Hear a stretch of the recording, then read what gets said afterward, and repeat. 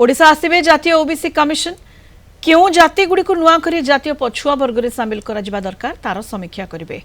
29 तारिख में 2 दिनिया गस्तर आसी शुणाणी करिवे एने सूचना देवा सहित राज्यर ओबीसी वर्ग को एथिरे अंशग्रहण करने को अपील करिसेंती बीजेपी ओबीसी मोर्चा सभापति सुरथ विश्वाल 2 दिन धरी मतामत संग्रह करिवे ओबीसी कमिशन 29 तारिख में राज्य अतिथि भवन में जनशुणाणी करिवे ओबीसी वर्गर लोके आसी तांको समस्या बाबद में सही दिन कमिशन को तांको अभियोग जणाई पारिबे। एथिपाई राज्य राजधानी सह अन्य जिल्ला रे भी कैंप लगाइबे कमिशन। एक शुणाणी कार्यक्रम हम ओडिशा रे 29 तारिख दिन जातीय कमिशनर अध्यक्ष आसबे सचिव आसबे सदस्य आसबे समस्त अधिकारी आसुचंती फुल टीम एवं ओडिशार